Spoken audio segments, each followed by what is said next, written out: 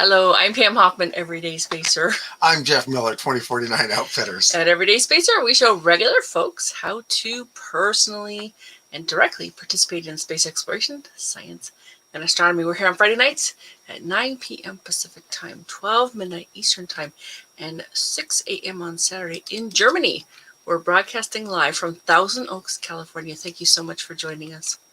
And tonight's topic is GWitchHunters Part 3. We'll be back in 6.8 seconds.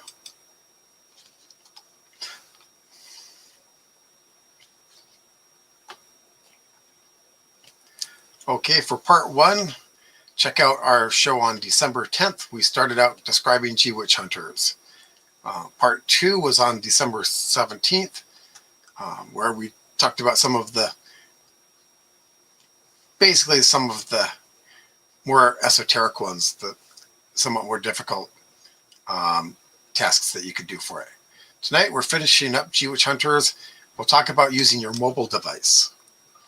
Which you can't just say it's a phone. It's a mobile device.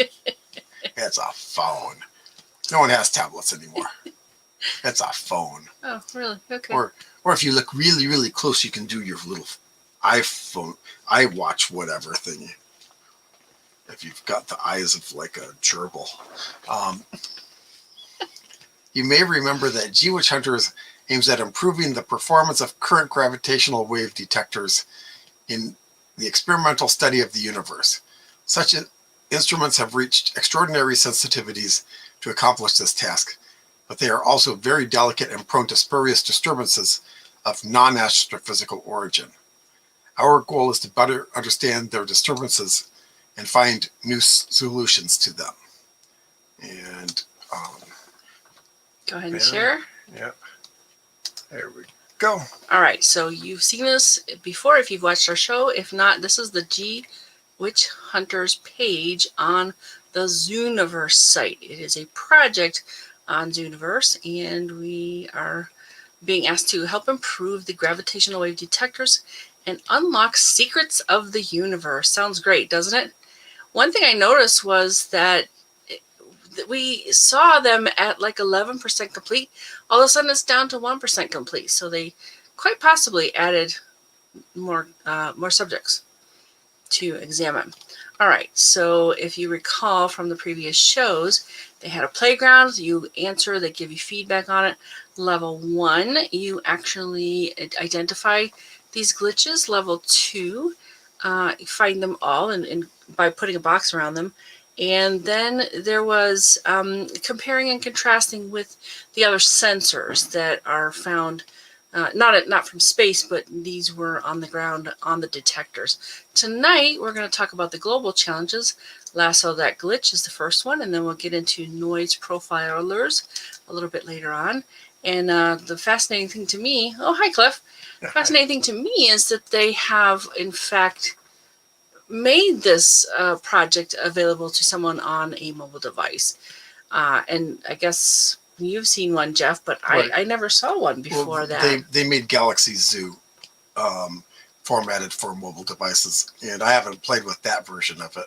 I played with a regular Galaxy Zoo way long time ago before Zooniverse happened. Well, this was a first for me, and I thought, well, that's pretty cool if you're in line, standing in line, waiting somewhere. If you're on some kind of bus or train, going from place to place, you have a chance to actually help scientists in this case. Or if you're driving and want to add to the highway statistics, go for it. No, we do not advise doing this while you are driving.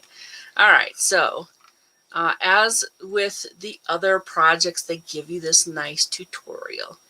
And I have captured the images of these little tutorial slides, so we'll delve into that next. What you see behind is the project itself, and we'll get into that a little bit later on. All right, so they say welcome, and are you ready for a challenge on your mobile device? Hi, Marie. Yes, the gravitational wave data is... Oh, no, that's yours. Yours is just I see it. Ohio. Okay. That's funny. All right, so the challenges on your mobile device, you get to play with gravitational wave data and help researchers characterize the detectors, like the advanced Virgo detector located near Pisa, Italy, and that's what's pictured here in this particular slide. All right, so then they go on to say that many noise sources can affect the sensitivity of these instruments. One particularly detrimental kind of noise is represented by glitches, rapid excesses of power due to disturbances from the external environment or instrumental malfunctioning. All right, and then there is a little bit more, so we'll go into that before we hit that continue button, and I'll show you what's what here. Is it in fact? Nope, that's it. All right, so sorry. We go to the next slide by hitting the continue button, and we'll see the Virgo strain channel. And this is one of these glitches. That's one I would consider a blip from what we learned from before. Yeah, you could, Cliff, watch the screen in a new car. It's the fact that you're paying so much attention to it and poking at it and drawing boxes on it. That's probably going to take eyes off the prize and end you up in the back of a truck. Yeah, please do not operate while you're driving. All right, so they can be this is what is called spectrogram. So these glitches are on these spectrograms, and they give the evolution of distribution of time with the energy of a signal of various frequencies. Basically, that's what's all these lines are about. You've got time down here, frequency over here, and we'll get into this energy levels in a second too. Like they say, the lighter the color, the higher the energy. I missed that, sorry. Oh, he just found my comment amusing. Okay. In the image above, you can see a spectrogram of a piece of data clearly showing one of these glitches. And it goes on the light region at the center. And there are other kinds. We've seen those in previous shows. Parts 1 and parts 2. There's the koi fish. There's over noisy. There's the one that's like an arch. Do you remember what that was called? I forget. I don't remember. So they will have other ones that you can see in this particular project. So the data in this image corresponds to the main Virgo channel.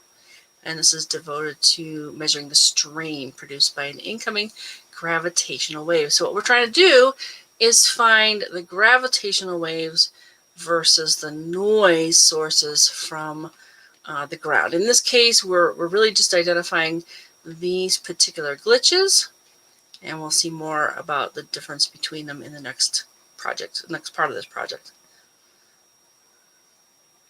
All right, so you can read all of these if you go to this. Show the website for this. Oh, yes. Thank you, Jeff. So here's where you go to find that on the web. And if you want a clickable link, Jeff can grab that and add it into the chat so you can actually go there directly and see these for yourself. So here's that other one, this arch. I knew what it was called before. I have forgotten since then. So that's the Virgo strain channel, and you're identifying this particular piece of this. And they have, all these different notes to tell you what you're looking for and how to work with this particular part of the project. All right, so you go ahead and continue here. Some of these have more than one screen's worth of information. All right, so there's the Virgo strain. You're identifying this by adding a box around it. And you just basically, tap it and drag your finger across so that you can encompass this entire glitch. All right, so let's see. I think there's a little bit more about that there. Yeah. So yeah, draw a rectangle. And then you save and close. Well, it says one drawn. Does that mean that you can draw multiple rectangles in here? You could. This project doesn't really talk about drawing more of them. It really has you identifying the main glitch. Okay. Which is the term they use. All right, so yeah, it would count them up though, where it says one drawn. They would count how many. Could be 0, could be 1, could be more. So then you click on the save and close, and there's lots and lots of information in here about what you're doing and why. Some of it you don't need, and it's really interesting to know though, so that's pretty cool. Yeah, drag your finger across and grab the whole thing. Okay, so. And I think most of that is the same, but they do mention the field guide, so it is available on your mobile device as well. All right, then you press save and close when you're done, and it will bring up another image for you to look at. All right, hit the continue button. And again, they've added their logo and information at the end. All right, so at this point you can hit let's go and you will get into it. I was able to actually do this on my desktop computer as well. So you're basically going to draw the rectangle around this large blip glitch thing here. And then you'll click done. And in this case on the desktop computer, I hit the done, and then I'm going to get, yeah, here's the box, here's done. And then I'm going to get this screen, which there's nothing really to do here, but I click on next. Now, maybe on the mobile device, I didn't test it on the mobile device. If someone out there wants to do so and let us know what they see, that'd be awesome. You still see the box, but it's very dim here. All right, so in the next segment of this particular project, you're going to get the next mobile challenge, and they're calling it noise profilers. So possibly profiling the things that people found in the previous segment. I'm wondering if that's the way this workflow goes. Well, that seems logical to me. I think we talked about that before, and I really like that idea because, yeah, in the one case you kind of tell them what you see, and in this one you sort out the noise from the hopefully gravitational waves. But again, it has a tutorial, just like all the other projects do. I blew them up for you so we can see a little bit more about it. So let's see. You know, with the lasso that glitch, which is the box part, you've made a contribution to finding these glitches in the gravitational wave data, but where does this noise come from? And that's, at this point, that's what you're trying to figure out, that you're sorting through. So you identify the noise features, and then, oh yeah, they are going to get rid of the disturbances. All right, so. But what I thought was really important here is in this level, you will learn how to profile the noise and help us find its origin. And any of this stuff you can read for yourself too. I think at that point we hit continue. All right, so then here is the next image that they give you. And they identify this as magnetometer in CEB.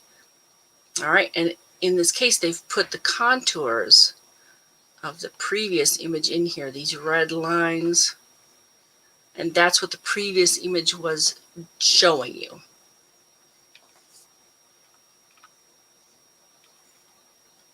And I think isn't the deal here is that you want to see if you find the previous image's information in this one, right?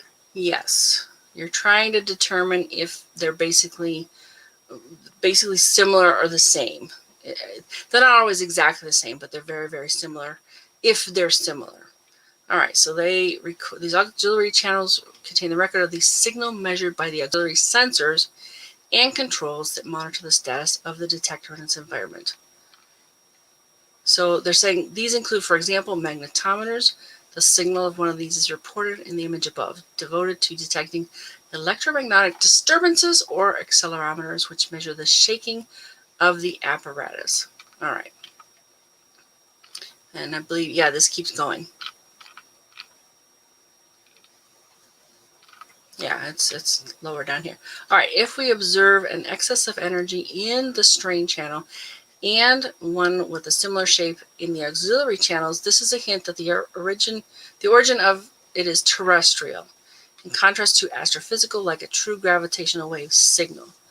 So that's what we're trying to sort out. Where is this noise coming from?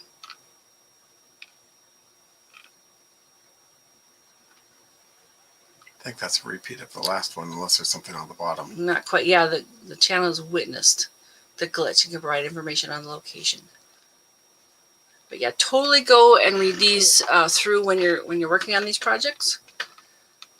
And this is kind of how it looks on the mobile device, I believe. Like I said, I didn't try it for myself, but they do give you a way to toggle between them. So the Virgo strain channel is on this button, and then they'll go to the next one, and you tap between the two buttons to see the different images. So when you've figured out whether it's yes or no, you click on those. So let's see, in this level you'll be asked to spot the simultaneous presence of a glitch in the strain channel and the auxiliary channel. Yeah, click the dots. That's how you get between the two. One's red, one's blue. So they really explain everything in great detail. It's really a terrific program. So there's the blue one, and it corresponds to the other dot. And the red contours will give you an idea if they're similar or not. And that one looks like they're very similar. Yeah, they're pretty similar in this particular case. Slight differences.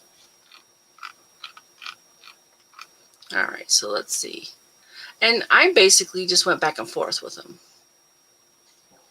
And you can really start to see things when you look at a particular spot and you go back and forth and you go, oh, that's different, that's the same. And that's what's great about people helping, because unlike computers, we can really distinguish and see patterns better than computers can. All right. So, yeah. By looking at the image of the strain channel and the corresponding red contours, you will have to tell whether there is a superposition of the energies of the two channels. That is, if the lighter red contours overlap with the light region of the background spectrogram.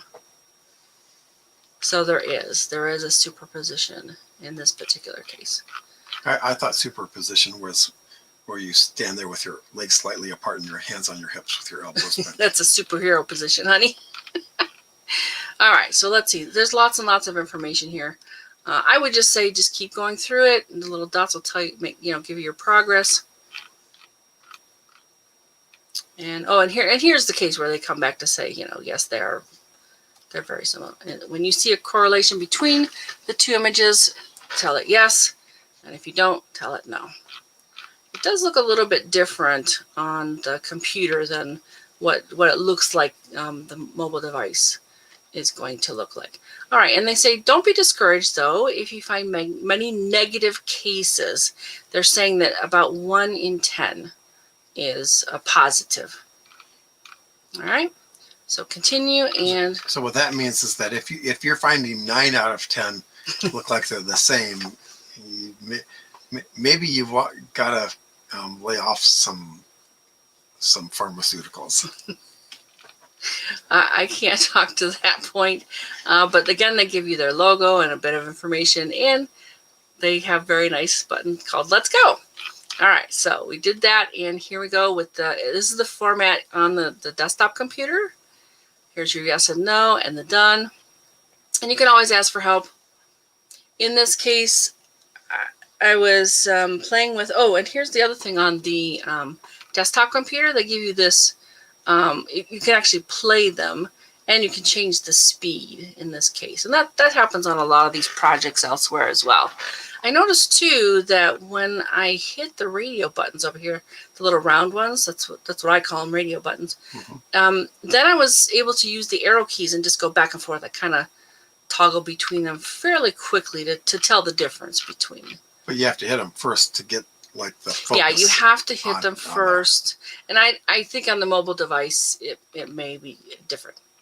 Yeah, right. I don't know how you toggle. There is no arrow key on a mobile device, so you probably have to use the radio buttons on the side on a mobile device. Well, there was an arrow too. So like I said, if you have tried this on your mobile device, I would love to hear what you learned. All right, so if you see a similar shape, you pick the yes. And then you click done. All right, so this was the blue version, and there are some differences. I would say these are, why would you pick yes? Okay. Well, I guess I was looking at things like these, but that one's different. A lot of them corresponded, though. All right, and in this case, you click the next here as well. It's not done when they say done. They do have this other screen. It might be something on the mobile device that I'm not seeing on the desktop computer, but yeah, go ahead and click next there. And I just went through a bunch to see what they were like, and this one was pretty different. So I got one of each. So no, done, and then you get that next button again.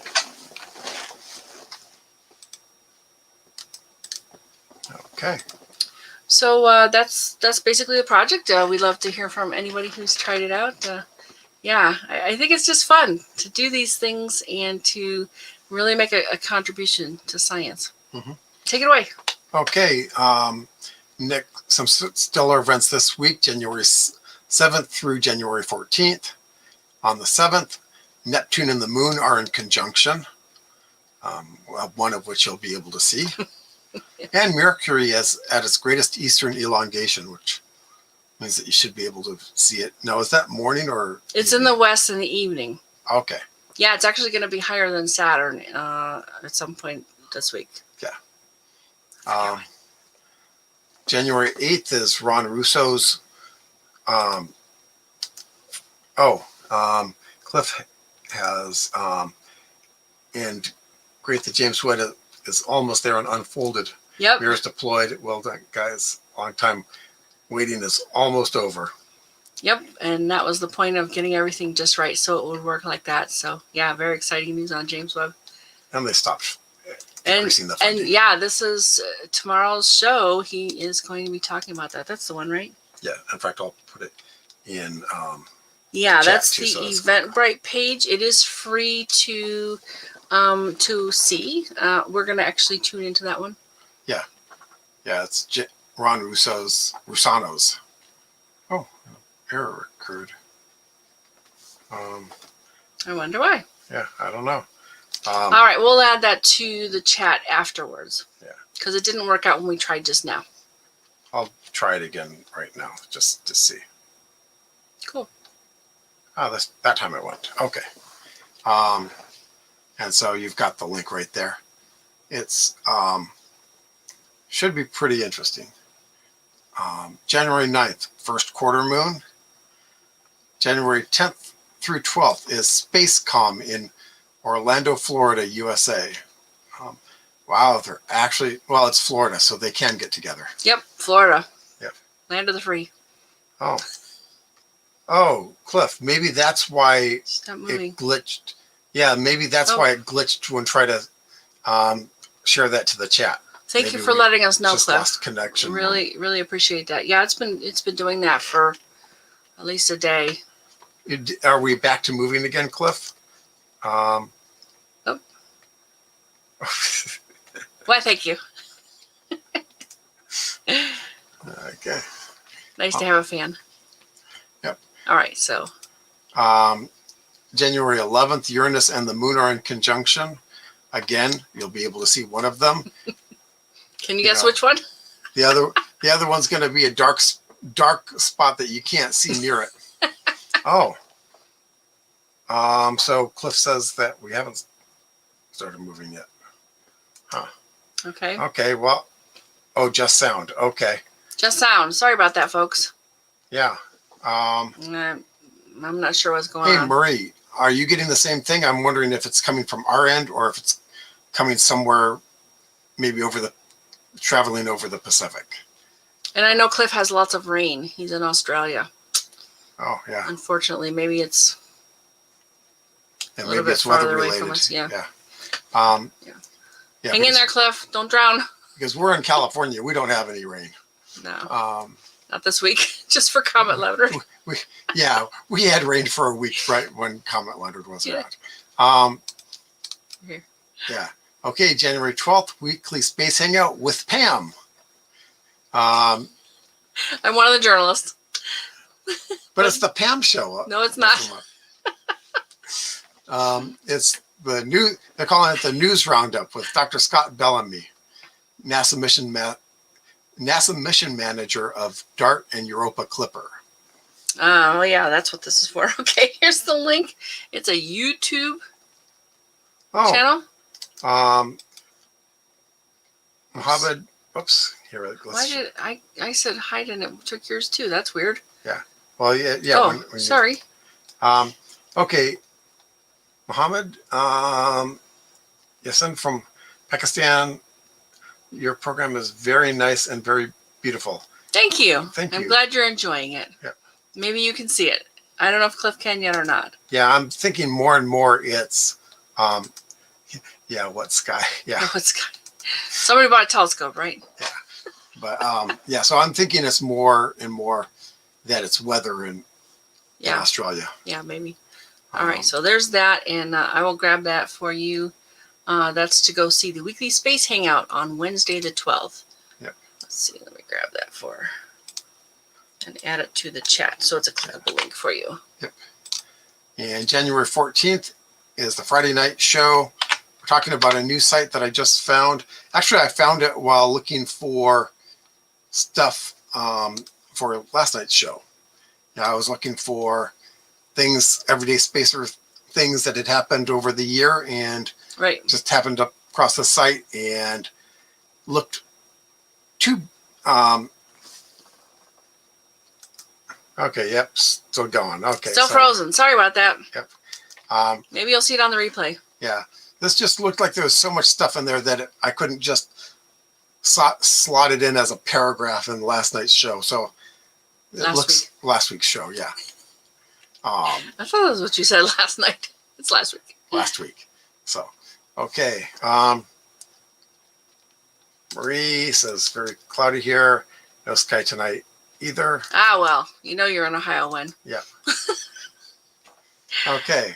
Find us Fridays at 9 p.m. Pacific time on the Everyday Spacer Facebook page and the Everyday Spacer YouTube channel.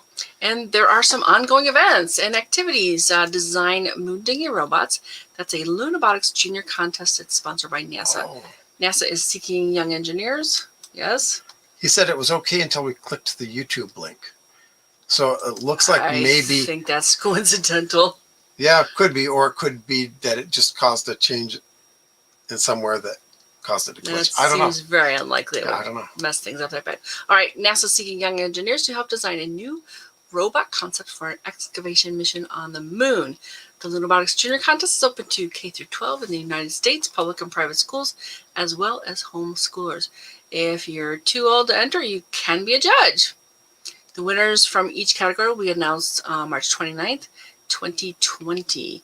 And the other project we are seeing is Nominate a Student with Perseverance. And this is a great way to actually recognize some young people in your area. Let's see, we have a link for that one too, right?